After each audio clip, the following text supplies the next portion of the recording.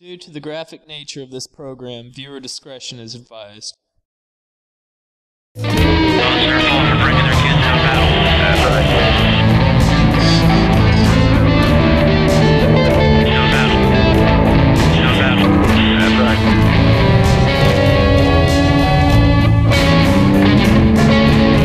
Those are fault for bringing their kids no battle. That's right. That's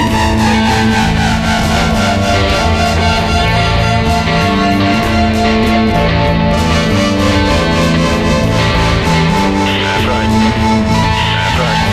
Those are fault for bringing their kids no battle. That's right. No battle.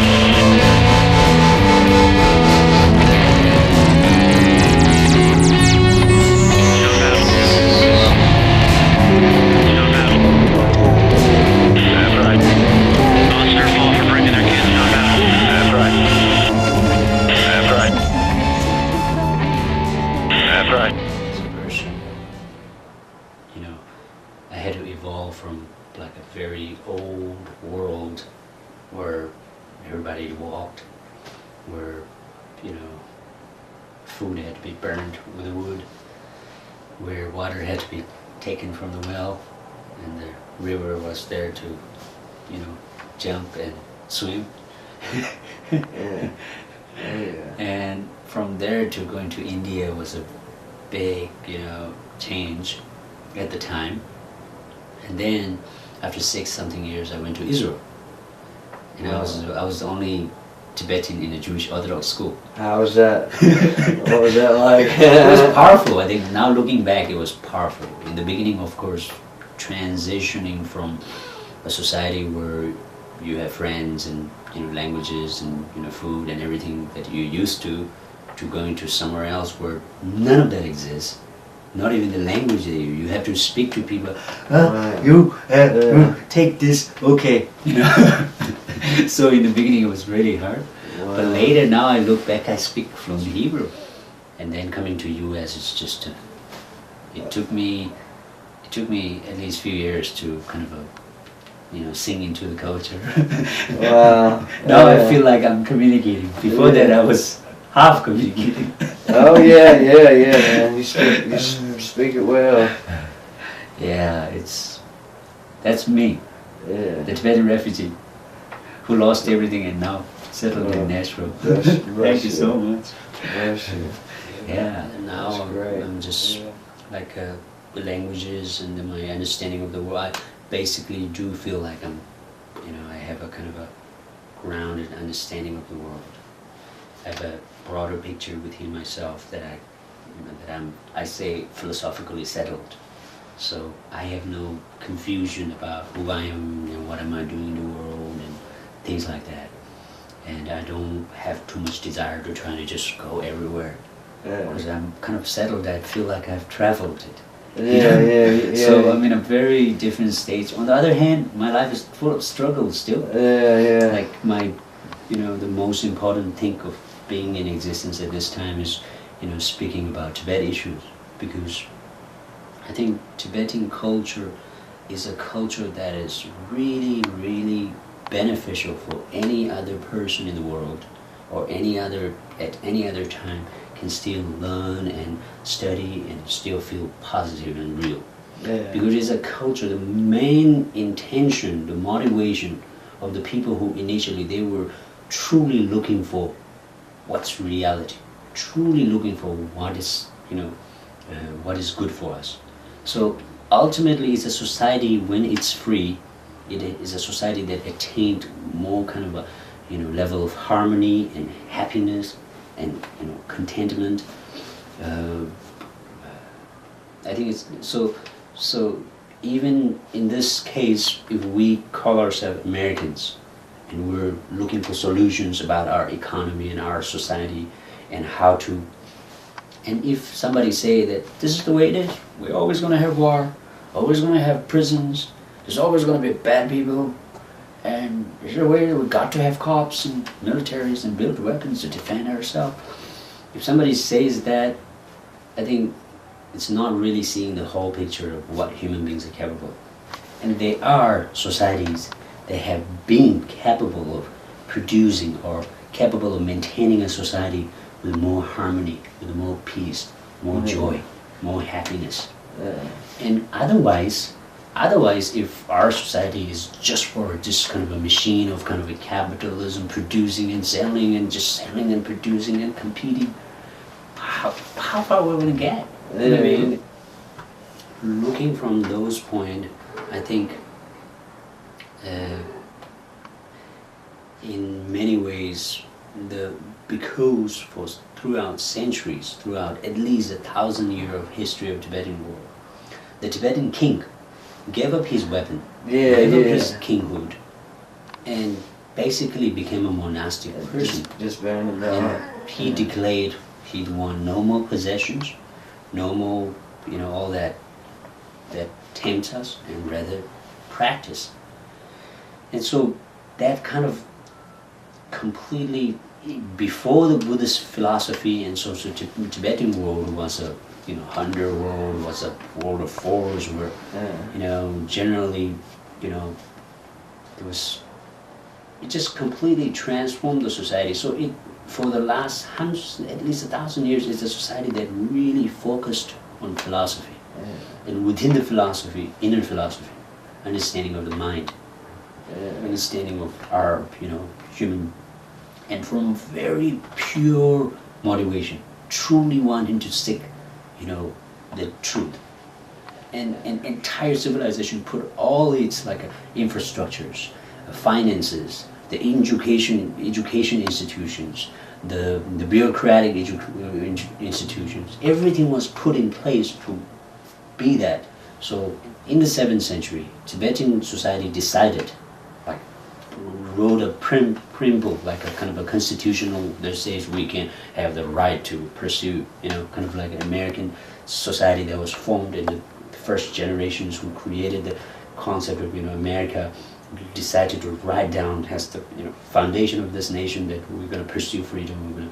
Each individual going to have this right and that right, kind of like that. So Tibetan society decided that the inner philosophy, the inner world, the mind, the understanding of the mind, inner philosophy is the most important knowledge of all knowledge. And the main reason is that if people, as a human being, we do not understand the inner world of who we are, then every other knowledge of creating stuff, of industries, and of even medicine, like healers, like doctors, measurement, logic, everything else can be used for negative purpose, for causing harm. And so in the Tibetan philosophy, basically we say that if someone as a human being understands the inner philosophy, then human beings are naturally good people.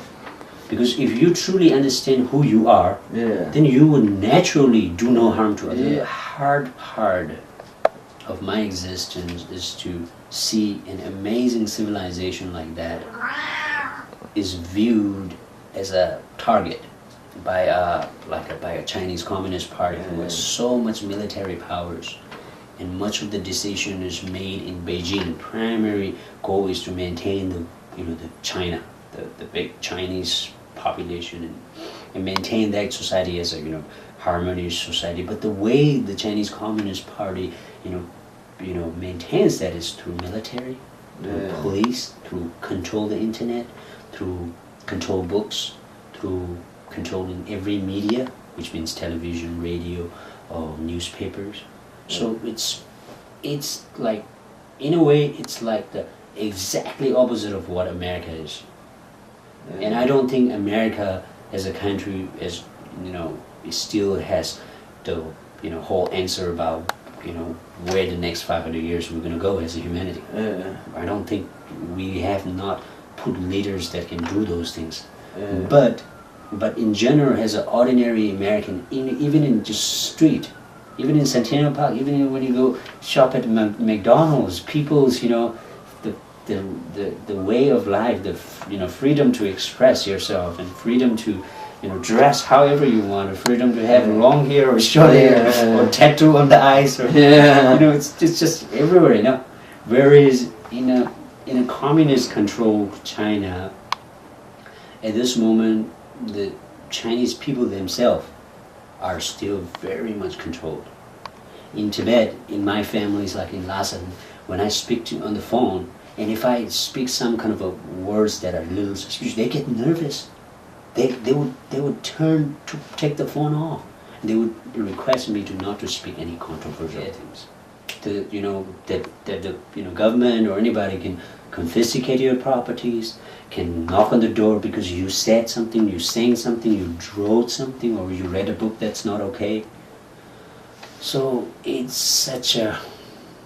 That is the reason why I think America as a people, as a nation, has a bigger responsibility than just, kind of a cycling or big economic kind of a production system where everybody's just running around.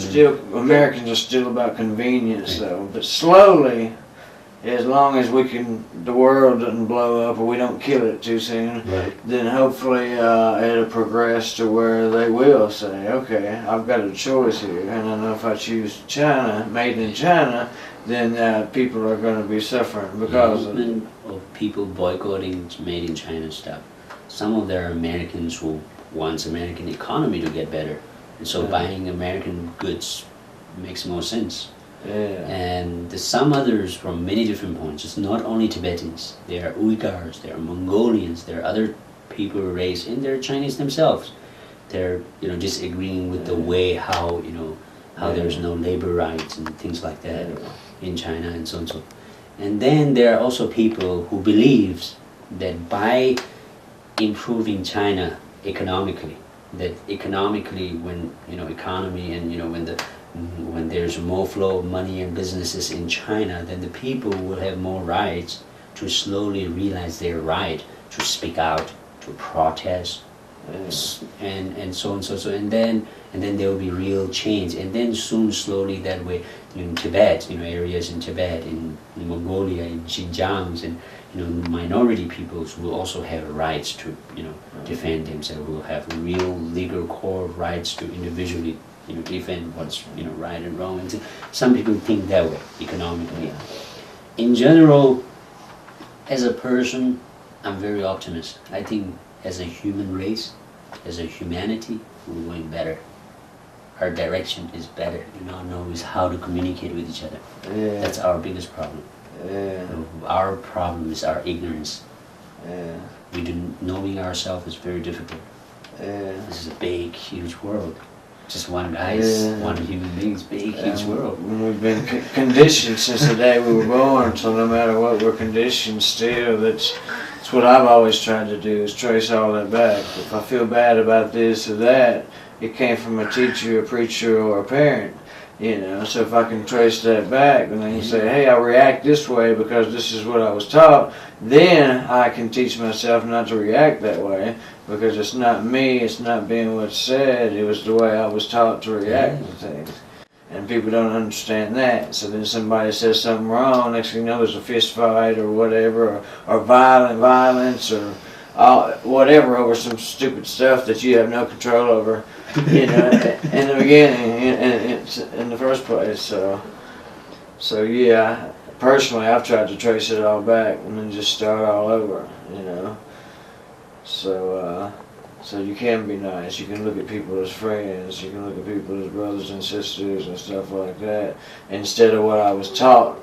For 18, 20 years. Look out for this guy. This guy will rob you. If you see somebody like that coming at you, turn around and shoot him. Get you a gun. Get you the blah blah blah blah blah. And, that's unnatural to me. Yeah, I'm only starting to understand it nowadays. I'm starting to realize that the way I grew up very different from most of the world, I guess. But I think it's, I'm definitely working on myself every day. It's not an easy task to tame the mind. And in the Tibetan world we call the taming the elephant. Taming the elephant that's walking in the room and nobody sees. And that's really like a big test. Because on the other hand, I think the Tibetan world is a civilization where you can see some phenomenal human characters. I really think so. Phenomenal. I would call them angels. I would call them, just pure Jesus that's living with us right now, and walking through. You don't have to flip through books or wonder where it is. You can actually experience those people. And so I do believe that human beings can be an extremely powerful, positive, harmful things. Tibetan philosophy also says the same thing. We, as a human being, we do negative things, not because we're just naturally bad. It's just out of some kind of ignorance we do negative things. It's an unenlightened character that we do not know ourselves. We do not, understand out of not understanding, out of misconception, then we do negative things, harmful things.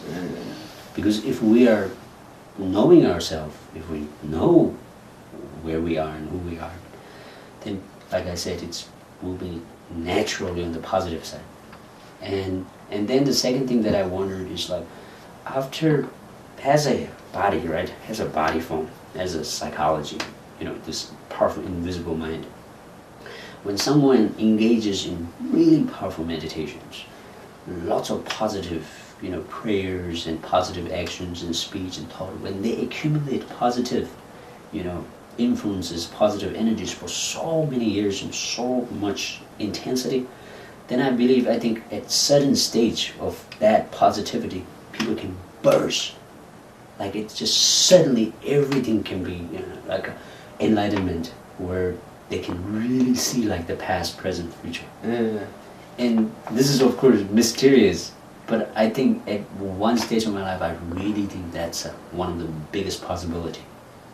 Whereas if somebody do negative things, then it just crumbles us. It's not healthy for our body. It's just not healthy.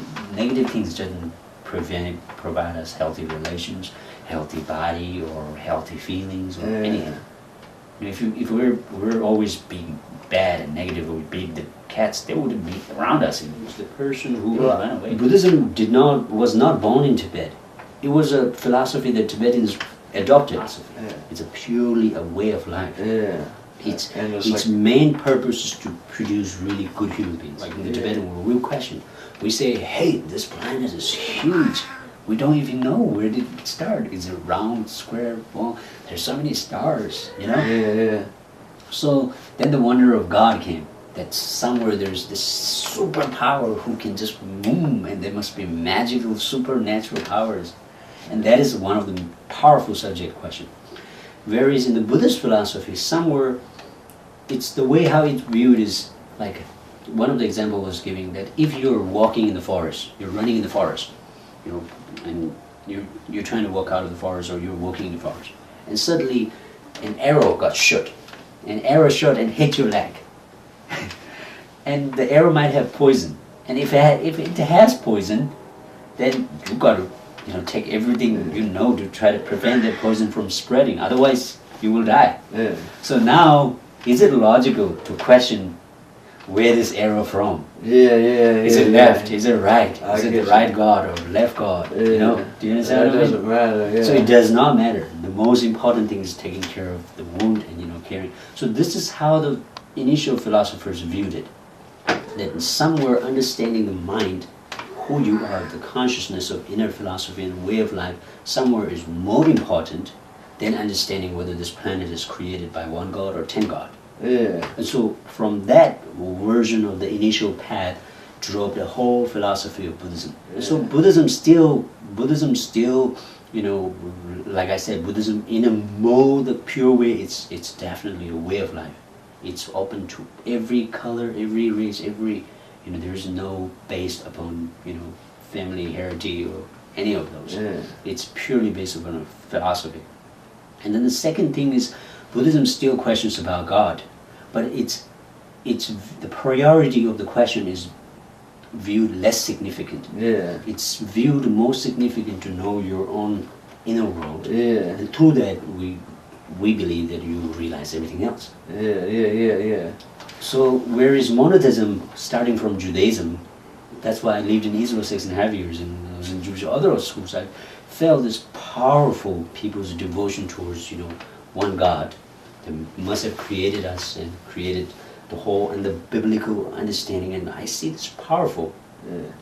But then on the other side, I see a different type of society who is training people to be practicing patience. Like every day you're taught about patience and how to practice them. And talking about, building wisdom, talking about, meditation and discipline of mind, and those subjects that are fundamentally viewed as the religious practice. And so I do see kind of like both world needs each other, because ultimately no one can see who created this. No one. Only we can choose to believe. So that's why somewhere compassion, kindness is a complete breakthrough. It's the simplest thing, but it's the greatest thing as a human being we can offer to ourselves, to our society, to our life. It's good from all points. It's a full circle. Oh yeah. Yeah, and the center of that, creator of that circle is compassionate. Truly, even when you say something, you wish the other person to be happy. You wish that, everybody who hears it will also, have, good positive impact. That will help their life. That will help them. You offer a gift of knowledge. You offer a gift of good intention. In the Tibetan world, we say, if you understand emptiness, then you know all there is to know. So if you know all there is to know, that's representing money. Pema is a lotus. It's a lotus flower. And the lotus flower, if you see in many of them, like the Buddhists, like the Buddhas and many different deities are all sitting on the lotus. And the lotus represents compassionate, unconditional love. Unconditional, not just like a love towards your friends and love towards your daughter or son, but unconditionally loving. It's like a Bodhisattva. Yeah, Bodhisattvas. You can come back to this world to help people. Yeah.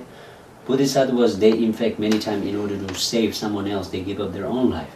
And they have no doubt, even no fear, no doubt. They get to such a level of kindness that they're willing to. It's like when a mother loves their children so much, and when their children is in danger of something, their mother would sacrifice their life to save their children. It's kind of love that is unconditional. So at least whether it is here in our society or not, I know it's here, but whether do we see it daily, I don't know. But the fact that as a human being we erect that as something holy, that as something pure. It's powerful. Powerful philosophy, powerful practice, and it's beneficial. It's beautiful. So, Om Mani Padme Hum, body, mind, and speech, in the understanding of life and death, through unconditional, compassionate life, and Hum, the sanctification. Okay, the words Hum, She, those are like a sound that is coming to sanctify, to purify, to. So we believe by chanting Om Mani Padme Hum, we all the time do Om Mani Padme Hum, Om Mani Padme Hum, Om Mani Padme Hum. Or people do different melodies of Om Mani Padme Hum, Om Mani Padme Hum.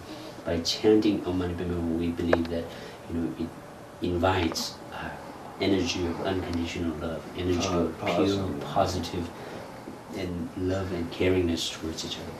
So this is one of them. Na is a mantra. It's something. It's very simple, but it encapsulates lots of greatest knowledge into a very simple form, in giving it to everybody. Yes, today I can give you guys a gift, and the gift comes in 14 sentences. And this is one of like the pillars of how Tibetan society stood upon those 4 sentences. And this is, I would say, as a person, if I were to give you a gift, this is the biggest gift I can offer you. More than diamonds, at least. Yeah. So those 4 sentences, we say, Tigbachiyam Cheshings, Ngewa Pyusum Chobasa, Rangi Simishingi Du, Teni Sanje Tembarins. It's only 4 sentences. So Digbachiyam Cheshings, basic to all religion, all life, do no harm. Do no harm, or think no harm even. Say no harm, if possible. I do not mean that we can always control all of that. But in the center of your existence, always try not to harm people. Do no harm is the first step.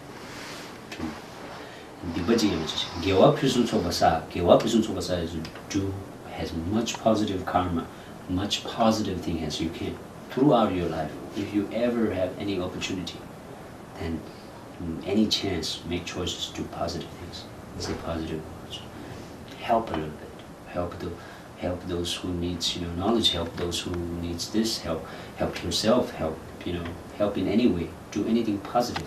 That's why learning and attaining knowledge, doing positive artworks, and even when you do music, those are positive actions.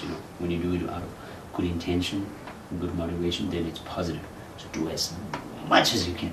It's like put it as an urgent message that do always as much good as you can. Then rang is simply do rang. Do you remember we spoke about nang? Nang and nang is home. Yeah. Rang means I, yourself. Rang. Both has the nga, same thing. Nga is you, yourself. Rang ki sim. Sim means consciousness. In the Tibetan world, we do not differentiate mind, heart, soul, and spirit separately. In the Tibetan world, all of that's viewed as one thing. We do not differentiate the heart as a separate part, and mind as a separate part, and soul as a separate part. In the Tibetan language, sim is one thing. It's just a consciousness. And from that subconsciousness, then we have all the emotions and feelings coming out of it. But then the foundation of what it is one thing, sim. So rangi simli shingadu means know your mind, know your consciousness completely. It's almost like tame the mind completely, peacefully. So knowing yourself, or the characters of the mind, the psychology, the consciousness, is one of the hard key things also. Because if we, like I said, if we know that, then we would naturally do more good, naturally abandoning from harming other, not just human beings, but also harming from other life forms. Yeah, no right from wrong, yeah. And then the fourth sentence, Tene Sangye Tebayins, which means this is the safest path. Wow. So this is the safest path. I like that, yeah. If you keep those paths, do no harm, do good, and know yourself, know your consciousness, study, and whatever you need to do to meet the right people, find a good teacher, or see what's reality, be inquisitive, question and see through. And then if you keep those principles to do as much as good, know yourself, then this is the safest path. That means even at the moment of your death, you'll be like, ready to go, bro. See you. Yeah. Did no harm, do only good. That's it. Ready to go. To be able to go, is it? Whether I'm going to see God or Goddess or somebody else or next life, ready for it. Yeah. So you'll be, your inner confidence, your, the inner world will be much positive. You're ready to face it. Yeah. Yeah. Just So that's with the flow. ancient gift. Well, thank you so much, man. We've been getting a lot of footage.